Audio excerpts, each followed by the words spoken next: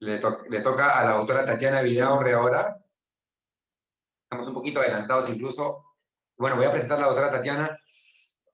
Tatiana Vidaurre es también gran amiga mía, es mi promoción de pregrado de Cayetano, y hemos hecho la especialidad juntos en neoplásicas. Yo ingresé un año antes y salimos el mismo año. Te la conozco de toda la vida, Tatiana. Tatiana es una persona que digamos, ha volado bien alto en lo que es oncología, tanto así que ha sido una de las directoras del Hospital Neoplásicas por unos años, y es la creadora del Plan Esperanza. El Plan Esperanza es un plan muy bonito que daba la atención gratuita a los pacientes oncológicos, y fue así. Ayudó mucho al paciente con cáncer en nuestro país, tanto así que ella es ahora la directora, una de las directoras de Mauchis, es como una socia, entre comillas, en este proyecto, en este gran proyecto que tenemos juntos.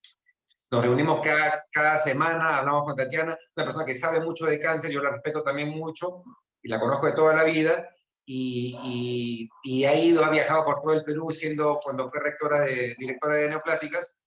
Y me acuerdo mucho, Tati, de que mi papá, no sé si te acordarás, me llamaste un día y en neoplásicas le dio un diploma, un reconocimiento a mi padre por los años que había estado ahí. Mi papá, por su carácter, decía: no, estaba en la clínica bien, no voy a ir a neoplásicas, y lo hiciste ir, y lo hiciste moquear, le hiciste sacar una lágrima, y nos tomamos una foto, no sé si te acuerdas, ahí al costado del busto del doctor Cáceres, que fue como el papá de mi papá, en realidad, fue como el papá, o creo que lo quería más que su papá, no sé, pero en realidad el doctor Cáceres, como dije hace un rato al comienzo de la exposición, fue como mi abuelo. Mi papá me decía, a mí me decía: Miki, anda, recoge al doctor Cáceres, llévalo al estadio, Miki, anda, llévalo a la playa, llévalo, tráelo, llévalo. Y yo estaba ahí más joven, más chibolito, y lo traía, lo llevaba, y así era 100% de disposición. Y gracias, Tatiana, porque nunca te lo he dicho, pero eso le gustó a mi papá mucho, y es el motivo de hacer Mauchis.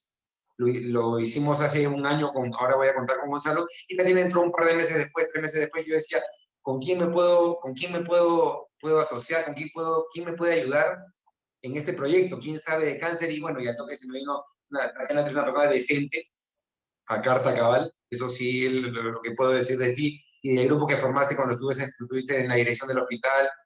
Nunca nadie habló nada de ti, y eso ya se sabía. Gracias, Tatiana, por estar conmigo en este proyecto de Mauchis.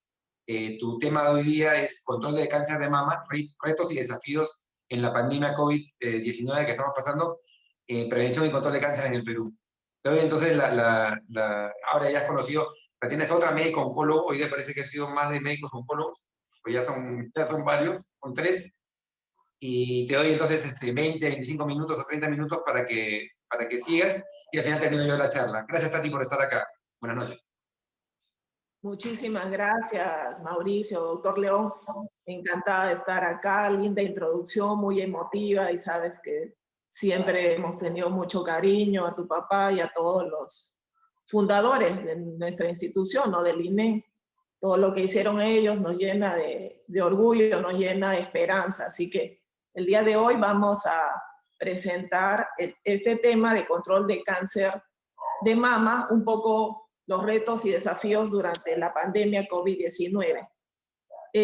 Tenemos en el Perú, si hacemos la comparación entre el año 2012 y el 2018, con el Globocan 2018, 66.000 casos nuevos al año, más de 33.000 muertes por cáncer al año, 150.000 personas viviendo con cáncer, y la enfermedad avanzada bajó de 75% a 50%. ¿Por qué les menciono esta comparación entre el 2012 y el 2018? Porque es la intervención más importante de control del cáncer en el Perú, focalizada principalmente en cáncer en la mujer, con lo cual el cáncer en la mujer ha disminuido del 65% a 60%, y ahora el cáncer de próstata es el número 1 en el Perú, seguido del cáncer de mama, y el cáncer de cuello uterino, que anteriormente era el primer lugar, ha pasado al 5º lugar. Pero el cáncer en el Perú es un problema de salud pública desde el año 2000, y esto no es diferente a lo que es a nivel global, y sobre todo en América Latina. El cáncer está creciendo en forma importante, la carga de enfermedad ha generado una cantidad de muertes prematuras y se ha previsto que para el año 2030 América Latina, por todos estos cambios que hay en la urbanización, los estilos de vida y los perfiles demográficos, va a incrementar la incidencia y esto va a ser todo un tema que hay que enfrentar y abordar en el transcurso de los años. Sin embargo, el cáncer está gravemente sin fondos, sobre todo en países en vías de desarrollo, porque la mayor parte de estos países tienen dificultades de enfrentar estas enfermedades que generan discapacidad, ¿no? Y es por eso la importancia de estas acciones, porque alrededor de 100 millones de personas con cáncer bajan a la línea de pobreza cuando se enferman y tienen que enfrentar no solamente ellos, sino toda su familia, ¿no? Y es por eso la importancia de los indicadores del gasto de bolsillo. Los estados lo que tratan de hacer es sostener este tipo de acciones, sobre todo en la población de menores recursos, para que estas personas puedan enfrentar el cáncer y no pierdan todas las oportunidades digamos, de la economía social que representa tener una persona sana. De esa manera, el control del cáncer se enfrenta de manera integral, sobre todo en el proceso salud y enfermedad. Los componentes del control del cáncer tienen que ir desde antes que se enferme, es decir, desde los estilos de vida saludables, la prevención y la detección temprana, y también el acceso al diagnóstico oportuno y el diagnóstico del tratamiento oportuno, y finalmente el cuidado del fin de la vida, que son los cuidados paliativos. Y esto es un modelo que lo podemos llamar integral, integrado, y ahora últimamente el enfoque integrativo, que todo es el cuidado que es aparte del tratamiento médico, sino el cuidado que te da bienestar a nuestros pacientes. Pero cuando un paciente se enferma ya con cáncer, lo que tratamos de hacer es, a través de los tratamientos, regresarlo a la población sana, ¿no? Recuperar su enfermedad, y para esto los enfoques integrativos generan acciones con mayor eficiencia. Y es por eso, en la lógica del cáncer de mama, tenemos un amplio panorama, porque ya no solamente va desde la parte clínica, porque el cáncer de mama, así como otros tipos de cáncer, ya no es una enfermedad única, sino un conjunto de enfermedades donde las alteraciones moleculares y genéticas tienen, a pesar que tienen el origen común en la mama, pero en realidad son enfermedades totalmente de comportamiento diferente y de pronóstico diferente. Y eso lo que hace es que se traten diferente según los patrones moleculares, y finalmente eso llamamos individualización del tratamiento, y nos lleva hacia la oncología personalizada y de precisión, donde seguramente ya han escuchado varias conferencias de ese tipo, donde se necesitan, además del trabajo molecular, acceso a los tratamientos de innovación y a las nuevas moléculas que van logrando un mejor control de la enfermedad. Y también otro concepto clave en el control del cáncer de la mama es siempre se necesita un equipo multidisciplinario donde los ejes del tratamiento van desde la cirugía oncológica, la oncología clínica, la radioterapia, y todo este concepto de la participación de todos los actores que pueden ayudar al paciente y a afrontar la enfermedad. Otro tema importante en este tema del control del cáncer es entender que los países en vías de desarrollo, y sobre todo países como los nuestros, los países de América Latina, tenemos que caracterizar las alteraciones de nuestros genes, porque tenemos diferentes formas de expresión en los tipos de tumores, y para eso el enfoque de los biomarcadores en la medicina oncológica de precisión es fundamental. Los perfiles generales del cáncer en los países latinoamericanos son diferentes debido a la mezcla genética, por todos estos grupos étnicos, y también porque tenemos culturas y vivimos diferente, y la investigación es clave para entender estas diferencias y sobre todo enfocar un diferente tratamiento a este tipo de poblaciones.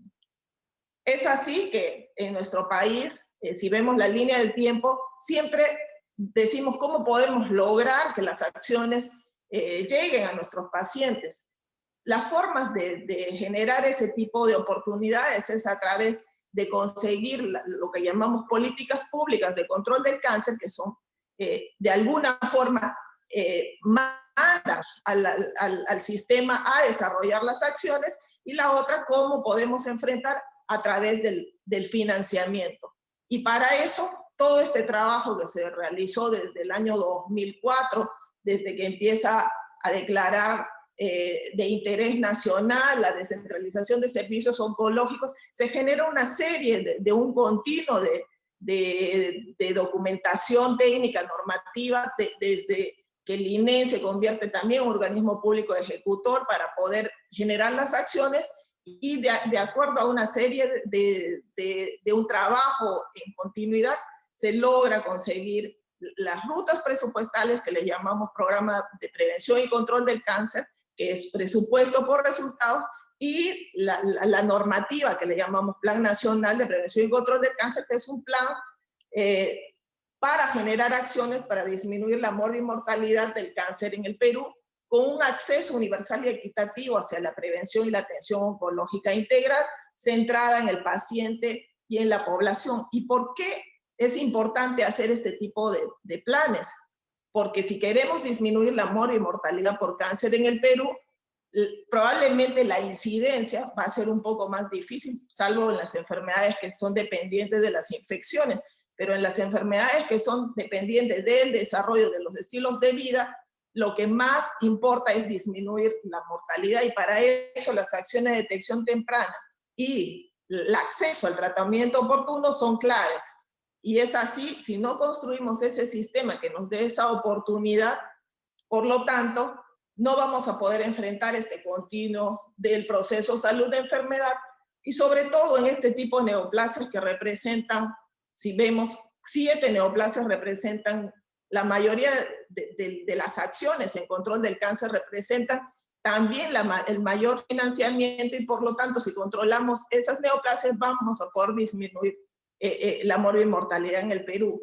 Y para eso también tenemos que entender que tiene que entrar en el sistema, y dentro de esa lógica, el aseguramiento universal y toda esta expansión que hay no solamente en el sistema del Ministerio de Salud, sino en todos los espacios, tanto de salud, las Fuerzas Armadas, el sector privado, todos se están expandiendo, y por lo tanto se ha convertido en una oportunidad para poder coberturar enfermedades como el cáncer de la mama. Y es así que estas acciones han generado un cambio positivo en la vida de los pacientes con cáncer, mejorando el acceso a la prevención y a la atención oncológica integral, pero centrándose en la prevención. Al disminuir los estadios clínicos de avanzados a tempranos, se logra controlar y también disminuir los costos de un tratamiento para una enfermedad metastásica. El otro objetivo, que fue mejorar el financiamiento, el control del cáncer, también se encontró como resultado, y esto permitió también expandir el sistema oncológico desde la construcción de los IRENES, de los servicios oncológicos en los hospitales generales y los centros de prevención, que lo llamábamos preventorio. Y esto con un énfasis fundamental en la detección del cáncer de la mama y en la detección del cáncer del cuello uterino.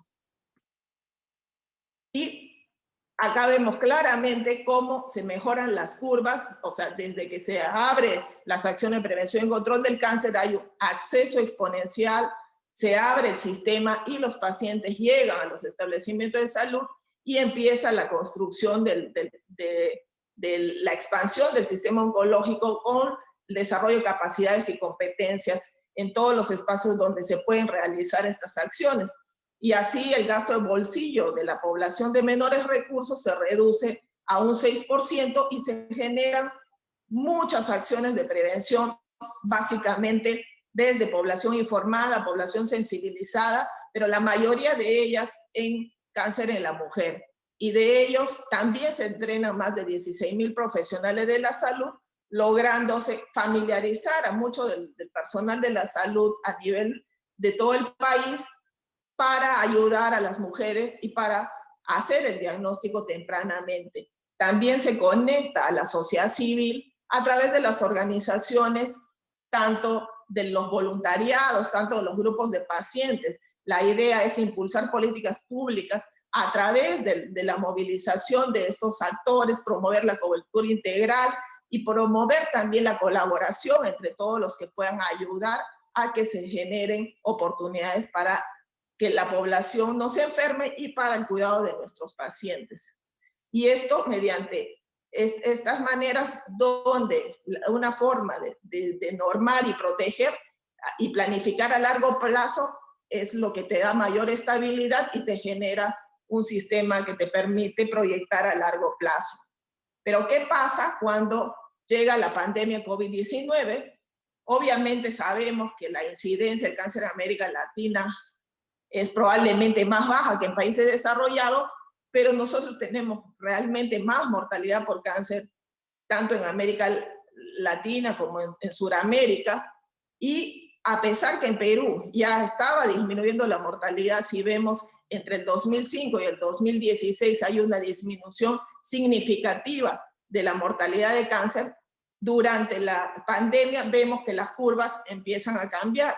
Y por eso es importante entender que estos efectos de la pandemia COVID-19, que durante el confinamiento estricto solamente vemos un aumento del 23% como el de muertes relacionadas al cáncer, va a generar un impacto en toda esta tarea que se estuvo haciendo para controlar el cáncer, y en especial el cáncer de la mujer, porque representan alrededor del 60% del cáncer en el Perú. ¿Y qué pasó? Sobre todo el cáncer de la mama en particular, es una enfermedad que se supone que se comportaba en la mayoría de los casos como crónica y no potencialmente mortal. Por eso este tipo de pacientes, al tener la evidencia o la información desde que se inició la pandemia de que estos pacientes podían esperar, se decidió darles como unas vacaciones terapéuticas. Esa fue la recomendación, las alertas, sin pensar que esos pacientes probablemente al esperar van a cambiar su estadio clínico y esos pacientes probablemente después no van a tener intención curativa. Pero todo el enfoque se vio invertido desde que empezó la pandemia. Y es así que también se cambiaron los esquemas estándares como el de paclitaxel, docetaxel, ajustándose en teoría a disminuir el riesgo de complicación y el riesgo de toxicidad.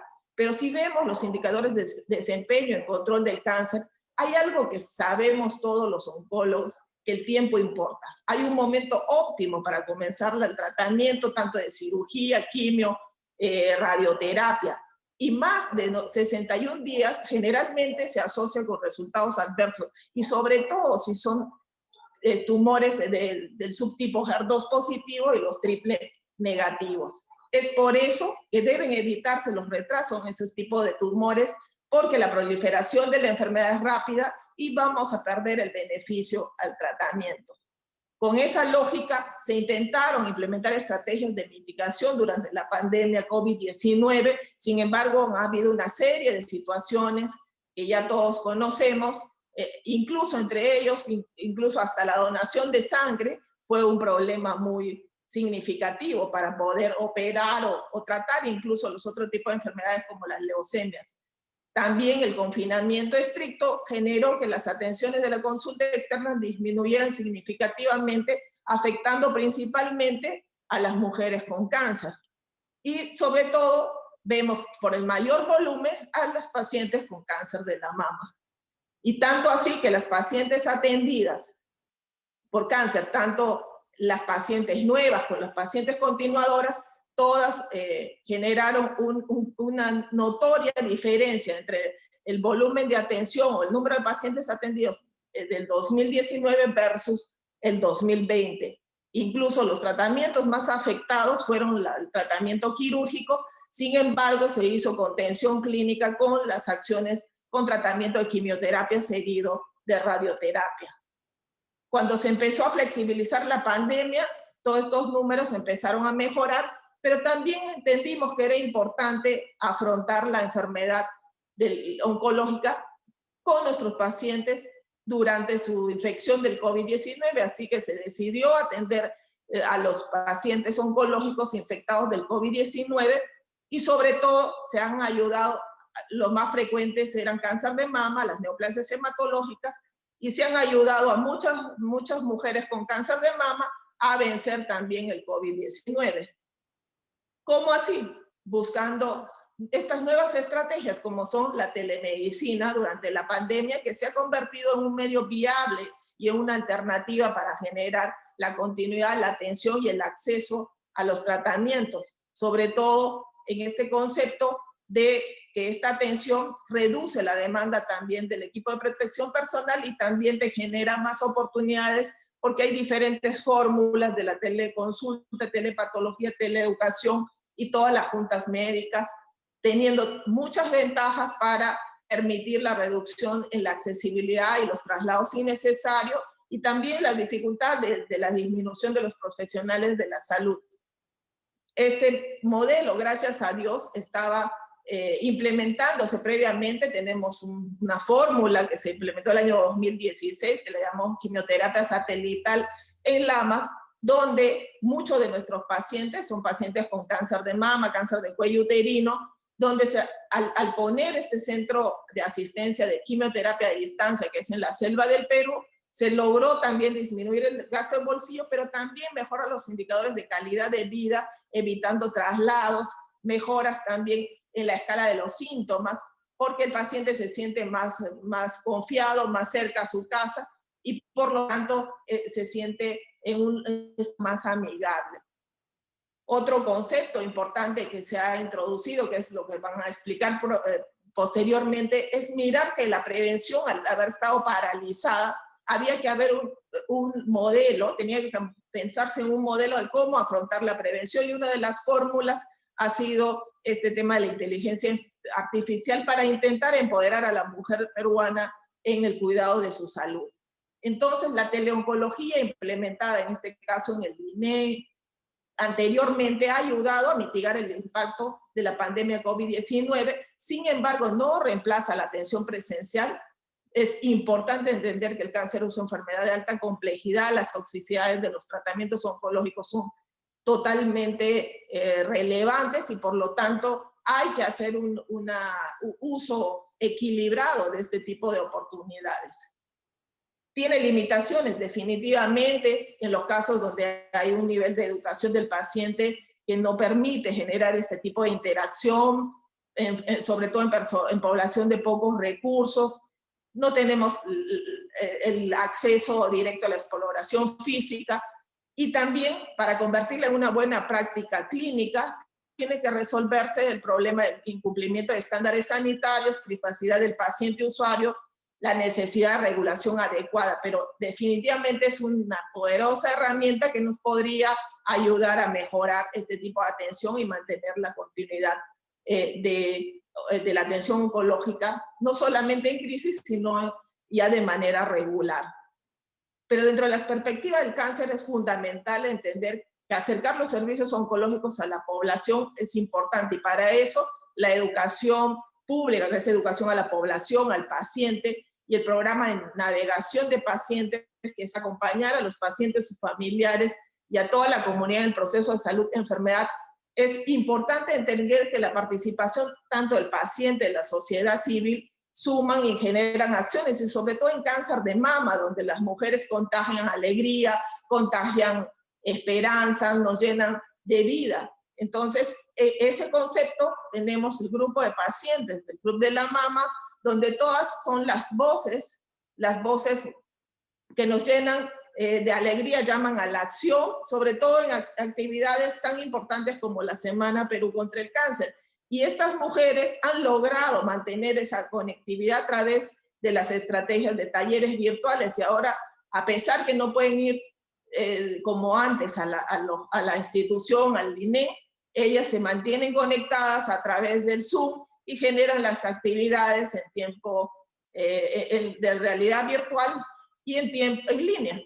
Este concepto es sumamente importante, por lo que tenemos que entender que no hay que parar la atención, hay que promover que nuestros pacientes mantengan la continuidad de atención, y también se dan mensajes para prevenir el contagio del COVID-19, enseñándoles al uso de la doble mascarilla, el escudo facial y todas las medidas higiénicas, y van pasándose la voz y van siendo cada vez más fácil afrontar el tratamiento y acudir, ¿no?, de manera segura a la institución de salud. En conclusión, implementar medidas que mitiguen el impacto de la COVID-19 es fundamental. Hay que recuperar la continuidad de la atención, el diagnóstico temprano y la atención oportuna, por los datos que ya todos sabemos. La atención presencial es esencial, pero podemos combinarlo con la teleoncología, pero es necesario estandarizar todas estas nuevas herramientas y siempre velando por la entrega oportuna, con acceso al tratamiento, con calidad y calidez. Eso es todo un poco que les puedo mencionar en el tema del control del cáncer de la mama, y siempre queremos cambiar el dolor por color esperanza. Muchas gracias. Gracias, Tati. Muchísimas gracias. Se nota que manejas el tema, pero al revés y al derecho. La parte de estadística y la parte macro. Quería decir también, me había olvidado, dentro de tu currículum que tú recibiste, es un honor para el Perú, recibiste el premio de la mejor directora en Inglaterra, de los hospitales, y te felicito por eso. Es un orgullo que la gente sepa de que ha recibido eso, en un concurso a nivel mundial prácticamente. Te hemos escuchado sobre la nueva medicina, que es la parte de la telemedicina, y la parte de cómo ha cambiado todo en pandemia. Una pregunta, ¿nos puedes decir más o menos en número de personas cuántos miles de personas han sido afectadas por el bloqueo primero de 5 meses y hasta ahorita? No sé, ¿tienes algún dato, Tatiana, de mortalidad? ¿Cuántos han muerto directamente, no por COVID, sino por cáncer asociado al COVID? El exceso de mortalidad durante la cuarentena que está ligado al cáncer es del 23%. Y llegó a UNADIR la atención de pacientes oncológicos, sobre todo en instituciones como el INEM, donde se atendían solo el 25% de todas las atenciones en la época más crítica de la cuarentena. Posteriormente esos datos han ido mejorando, pero probablemente se han afectado más de la mitad de todos los pacientes oncológicos del Perú, y se siguen afectando porque hay retrasos en todas las acciones del control del cáncer, sobre todo en la prevención, pero también es importante entender que varios de estos fenómenos también es el hecho de que el paciente tiene temor a acudir a los centros hospitalarios y ha preferido esperar en casa. Por eso es importante siempre el mensaje que el cáncer no espera y debemos también acudir al tratamiento oncológico más allá de la posibilidad de la infección de la COVID-19.